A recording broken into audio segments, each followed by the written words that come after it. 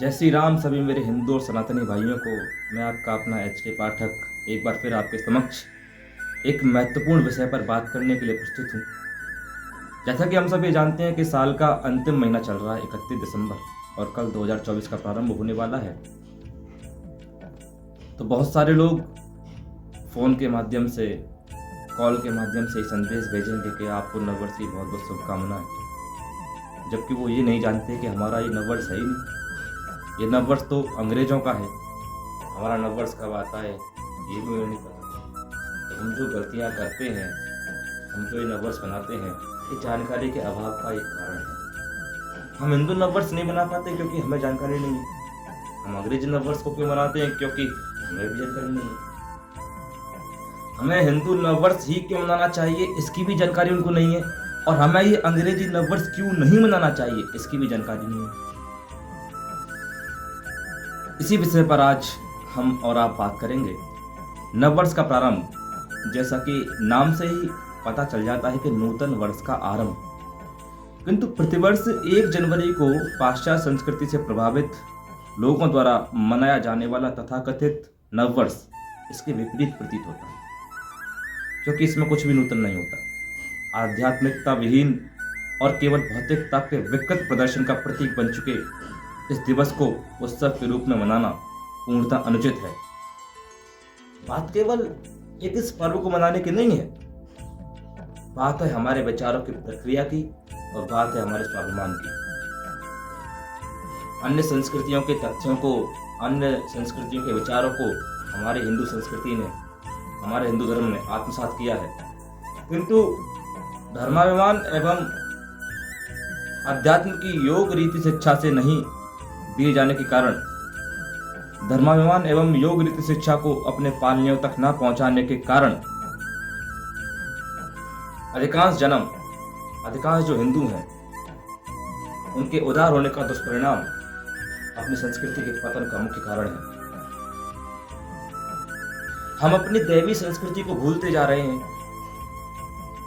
फलस्वरूप अनेक प्रकार की समस्याओं का आज का हिंदू समाज सामना करता है। अपनी संस्कृति से विमुख होने का मुख्य कारण पाश्चात्य संस्कृति को अपने जहन में उतार उसका अनुसरण करना है।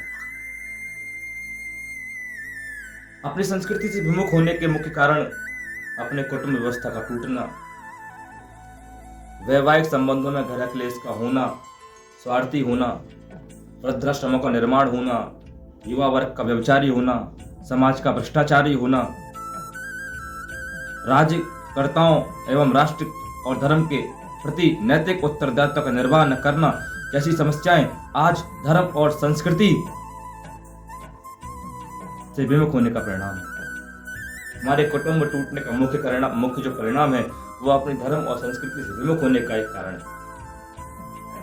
पाश्चात्यों को अपना आदर्श मानने वाले और पाश्चात्यों को अपना आदर्श मानने के कारण आज हिंदू माता पिता अपनी संतानों को विदेशी अंग्रेजी माध्यम शिक्षा देने में अपने आप को गर्व महसूस करते हैं। हमारा बेटा तो अंग्रेजी माध्यम के विद्यालय में पढ़ेगा, हमारा बेटा तो इंग्लिश मीडियम स्कूल में पढ़ेगा। आप किसी से भी जानकारी लेने की कोशिश करना, किसी से भी बात करने की कोशिश करना कि आप अपने पाल्य को किस विद्यालय में भेजना चाहते हैं, उनका एक ही जवाब होगा, हमारा पाल्य तो अंग्रेजी माध्यम के विद्यालय में पढ़ेगा। लेकिन एक बात मैं आपको बता दूं कि भेज दी औलाद आपने मिशनरी स्कूल में, थे बहुत ही कष्टकारी आप औंधी भूल में।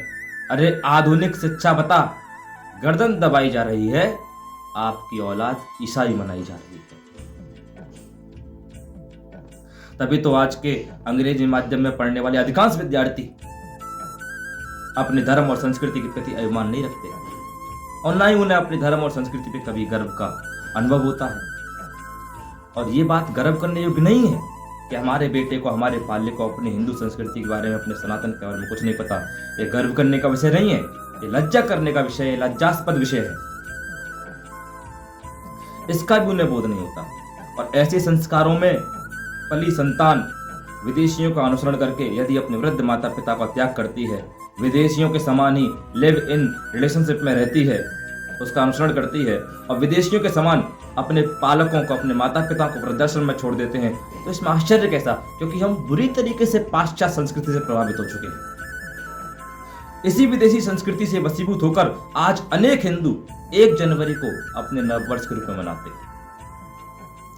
प्रत्येक तथ्य को, जो भी आप कर रहे हो, प्रत्येक तथ्य को तर्क की कसौटी पर प्रमाणित कर स्वीकार करने वाली आधुनिक पीढ़ी बिना सोचे विचारे अंग्रेजी नववर्ष को उत्सव के रूप में मनाती है।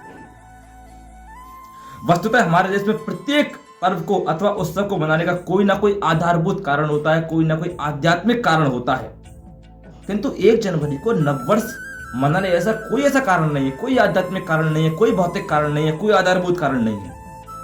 जो लोग 31 दिसंबर की मध्य रात्रि 12 बजे के उपरांत नववर्ष का प्रारंभ करते हैं, वे क्या इस प्रश्न का उत्तर दे पाएंगे कि दिवस का प्रारंभ मध्य रात्रि में कैसे हो सकता है?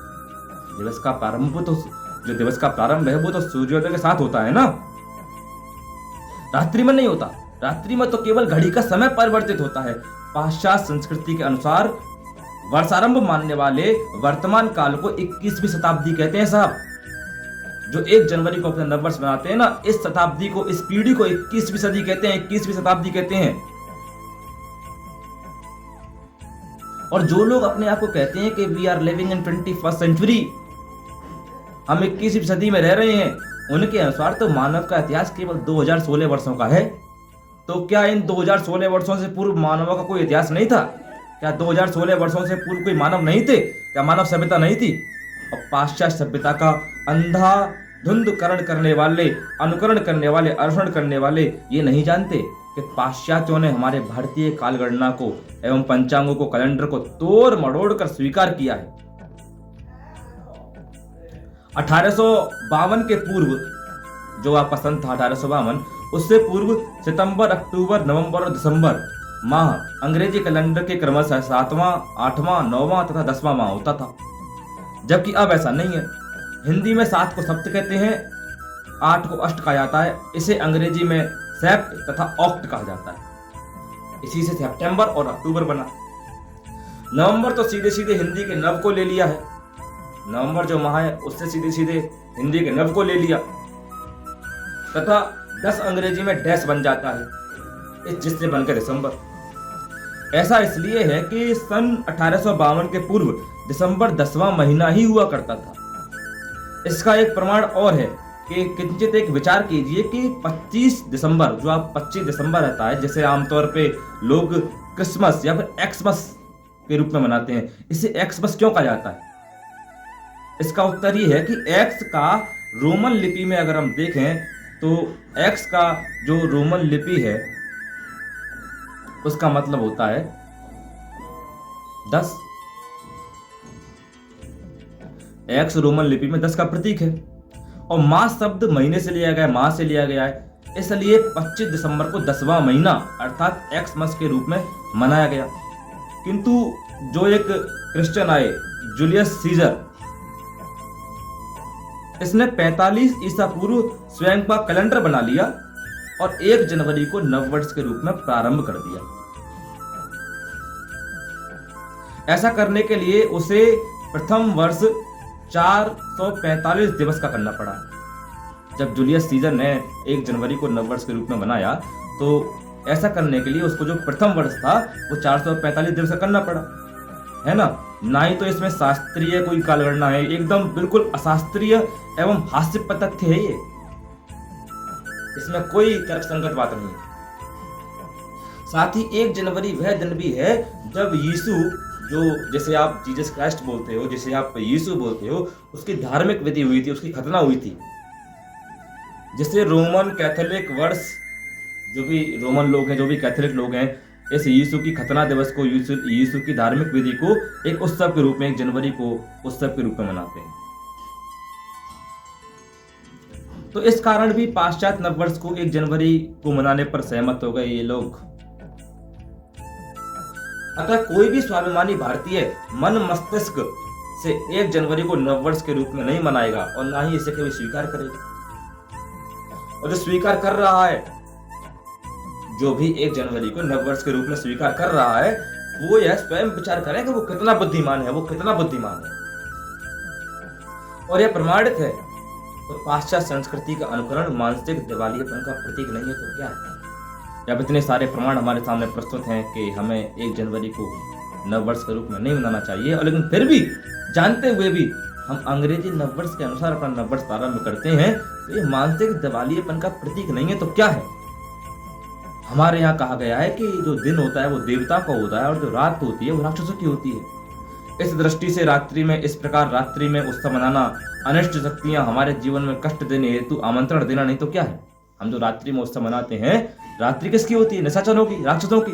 और हम रात्रि में उत्सव मनाते हैं, तो रात्रि में उत्सव मनाने का जो कारण है, रात्रि में उत्सव मनाना अनिष्ट शक्तियों को अपने घरों में आमंत्रण देने ऐसा नहीं है तो और क्या है?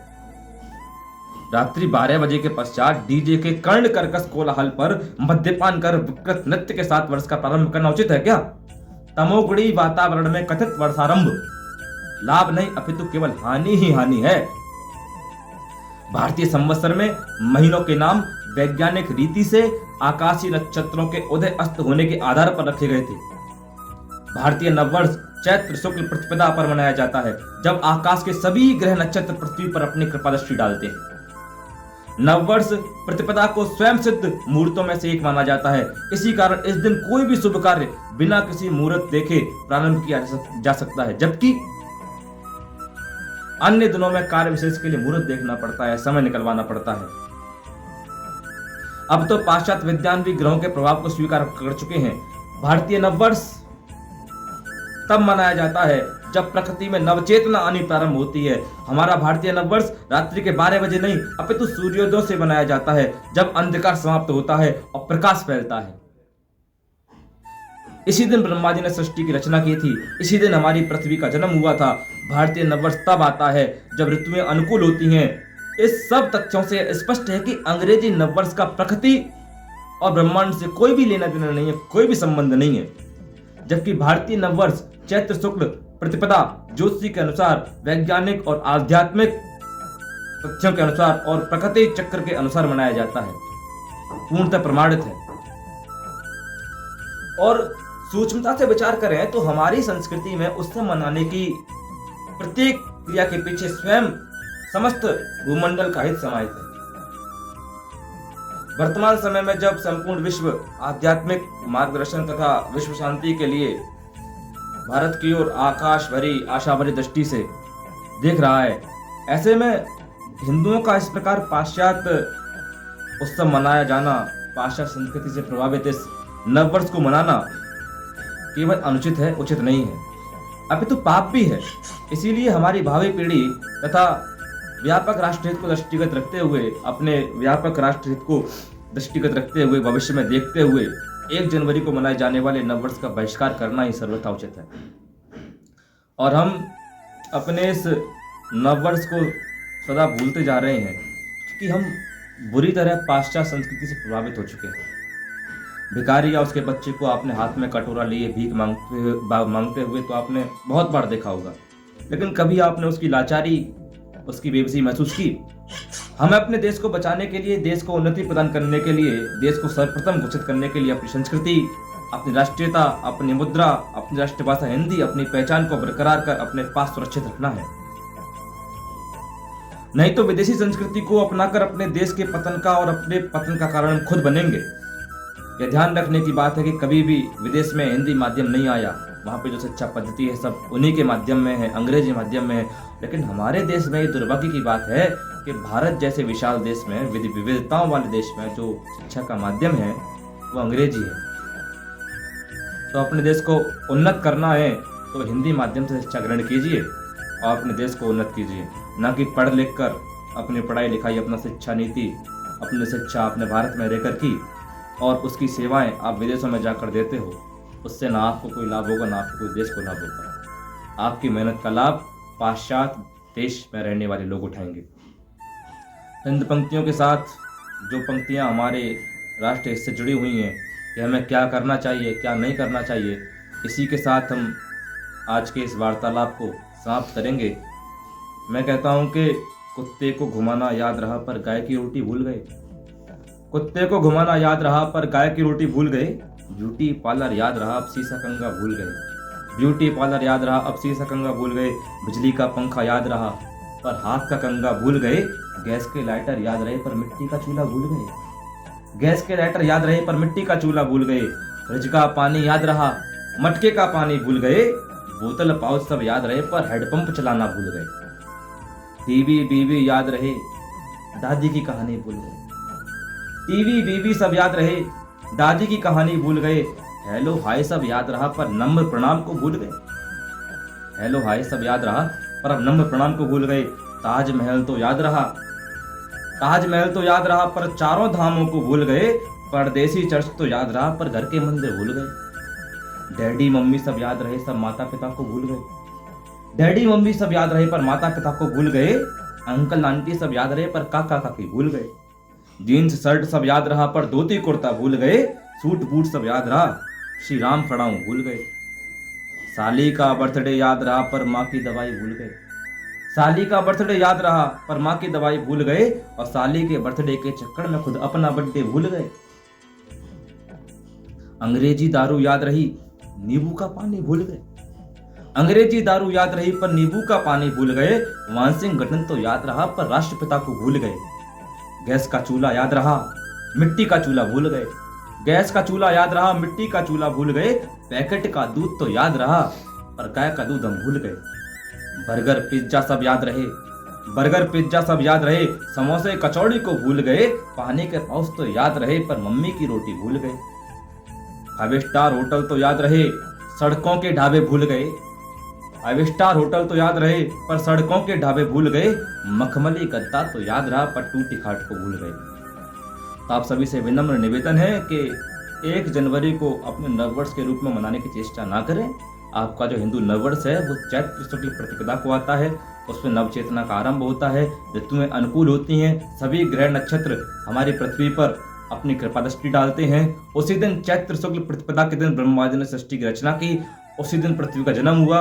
इसीलिए ये तथ्यों से प्रमाणित है तर्क संगत है कि हमारा हिंदू नववर्ष चैत्र शुक्ल प्रतिपदा को मनाया जाना चाहिए न कि 1 जनवरी को। इसी के साथ सभी को प्यार भरा राधे राधे। नमस्कार। जय श्री राम।